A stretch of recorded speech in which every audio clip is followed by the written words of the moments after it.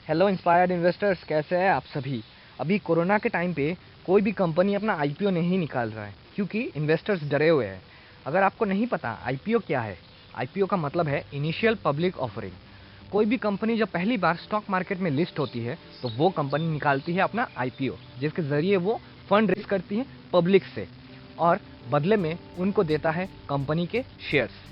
अब इतने खतरनाक टाइम पे रोजरी बायोटेक ने अपना आईपीओ निकाला है, तो इसको देख के लगता है कि प्रमोटर्स को अपनी कंपनी पे पूरा भरोसा है, उसकी ग्रोथ पे पूरा भरोसा है, इसीलिए उन्होंने इतने खतरनाक टाइम में भी अपना आईपीओ निकाल दिया है। अब जब भी कोई नया आईपीओ निकलता है तो हमारे मन में कुछ सवाल होते हैं उस कंपनी को लेके। तो सबसे पहला जो सवाल होता है वो होता है कंपनी के हिस्ट्री को लेके कि ये कंपनी आया कहाँ से, इंडियन है कि बाहर से आया है। फिर आता है कि कंपनी कमाती कैसी है, इसका पास्ट परफॉर्मेंस कैसा था। फिर आता है आईपीओ का डिटेल कि वो आईपीओ जो निकाला है कंपनी ने उसमें कितने शेयर्स लोग खरीद सकते हैं एक बार में आईपीओ में। और लास्ट में आता है क्या मुझे उस कंपनी में इन्वेस्ट करना चाहिए। तो आज हम जानेंगे इन सारे सवालों के जवाब, और मैं आपको इन सारे सवालों के जवाब बहुत ही सिंपल तरीके से देने की कोशिश करूंगा ताकि आपको उस कंपनी का फुल डिटेल पता चले। सबसे पहले हम देखेंगे कंपनी के हिस्ट्री को। इस कंपनी को शुरू किया था मिस्टर एडवर्ड और मिस्टर सुनील ने 2003 में एज ए कंसल्टेंसी कंपनी जिसका नाम था रोजरी लैबटेक, और 2009 में इसको इन्होंने एक कंपनी बना दिया रोजरी बायोटेक। ये कंपनी टोटल 17 कंट्रीज़ में अपना बिजनेस चलाती है और इनका मेन बिजनेस क्या है, स्पेशलिटी केमिकल्स। जैसे नाम से पता चल रहा है ना, स्पेशलिटी केमिकल्स मतलब स्पेशल केमिकल्स। तो आगे हम बात करेंगे कि क्या है वो स्पेशल केमिकल जिसको हम रोज़मर्रा की ज़िंदगी में यूज़ करते हैं और ये कंपनी उसको बनाती है। अब अगर हम देखेंगे इसका मेन बिजनेस, तो इसके मेन बिजनेस में आप देखिए होम, पर्सनल केयर और परफॉर्मेंस केमिकल, जिसके अंदर आता है टेक्सटाइल और न्यूट्रिशन। अब आप देखिए टेक्सटाइल में लिखा हुआ है 52% और न्यूट्रिशन में लिखा हुआ है 10% और होम और पर्सनल केयर में 37%। तो इसका क्या मतलब है, इसका मतलब है कि टेक्सटाइल से 52% रेवेन्यू आता है। मतलब कंपनी के पास अगर 100 रुपये आ रहा है तो उसमें से 50 रुपये से भी ज़्यादा आ रहा है टेक्सटाइल केमिकल से, और 37 रुपीज़ आ रहा है होम और पर्सनल से। तो ऐसी क्या चीज़ कंपनी बनाती है टेक्सटाइल में जो इतना वो पैसा कमाती है इससे, तो वो चीज़ है एक्रिलिक। जी हाँ, एक्रिलिक, जो कॉटन सिल्क, जो सिंथेटिक सिल्क बनता है आज, वो एक केमिकल है असल में, और वही केमिकल ये कंपनी बनाती है।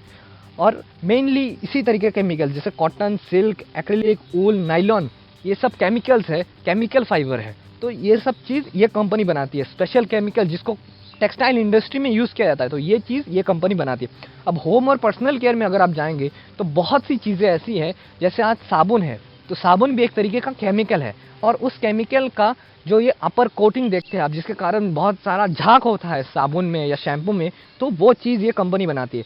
सर्फ एक्सेल, सर्फ एक्सेल कौन सी कंपनी है, हिंदुस्तान यूनिलीवर की। तो हिंदुस्तान यूनिलीवर इसका सबसे बड़ा क्लाइंट है, मतलब मैक्सिमम पैसा उसको हिंदुस्तान यूनिलीवर से ही मिलता है क्योंकि वो हिंदुस्तान यूनिलीवर का बहुत सारा प्रोडक्ट्स बनाता है।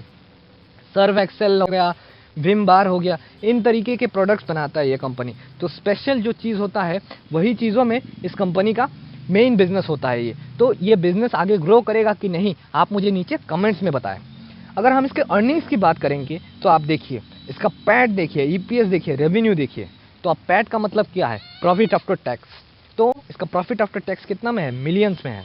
तो आप देखिए साल दर साल 2017-18 में, 18-19, 19-20 में इसका बढ़ता गया है हमेशा। अगर आप ईपीएस देखेंगे तो ईपीएस में भी इसका बढ़ता गया है। अगर आप ईपीएस में देखेंगे तो इसका ईपीएस देखिए साल दर साल बढ़ते ही गया है, बढ़ते ही गया है। इसका पैट और ईपीएस दोनों बढ़ रहा था। और मैंने अपने पुराने वीडियोस में जिसमें मैंने दिखाया था कि स्टॉक मार्केट में किसी शेयर को कैसे एनालाइज किया जाता है, उसमें पैट और ईपीएस का क्या रिलेशन होता है वो मैंने बताया था। अब इसका अगर आप रेवेन्यू भी देखेंगे तो वो देखिए रेवेन्यू भी टाइम टू टाइम बढ़ रहा है, साल दर साल इसका रेवेन्यू भी बढ़ रहा है।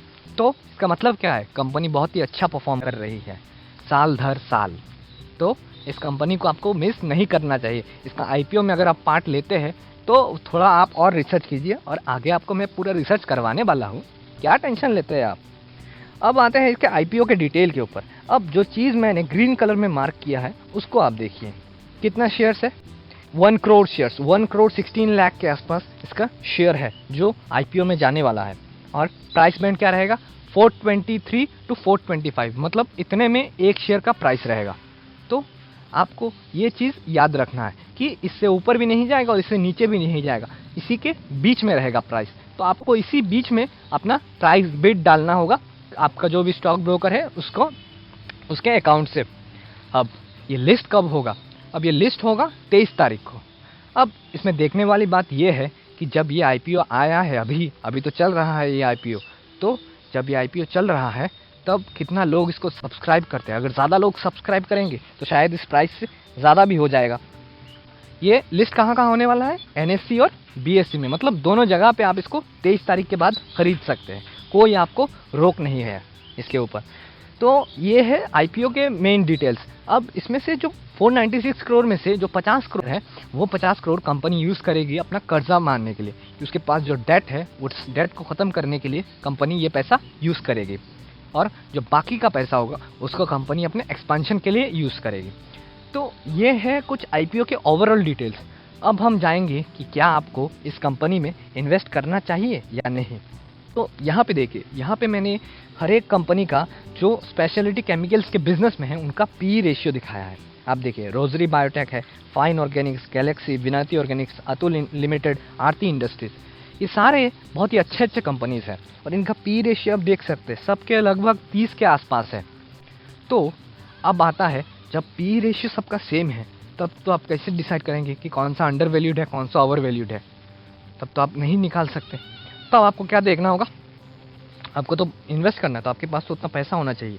आप अगर इन कंपनियों का प्राइस देखेंगे, शेयर प्राइस, तो विनेती ऑर्गेनिक्स ये ऑलमोस्ट 1000 रुपये के आसपास है इसका एक शेयर। बाकी कंपनियों का भी सेम है, 1000 रुपये के आसपास है। तो आपको इतना महंगा कंपनी में जाने का ज़रूरत नहीं है। आप अगर चाहे तो आप रोजरी बायोटेक में भी इन्वेस्ट कर सकते हैं, क्योंकि ये अभी आपको बहुत ही कम प्राइस में मिल रहा है और आपको अच्छा भी कंपनी ये देगा, क्योंकि इस कंपनी को आप देखा है आपने कि इस कंपनी ने कितना अच्छा परफॉर्म किया है साल दर साल। अभी अब मैंने दिखाया ना अभी आपको।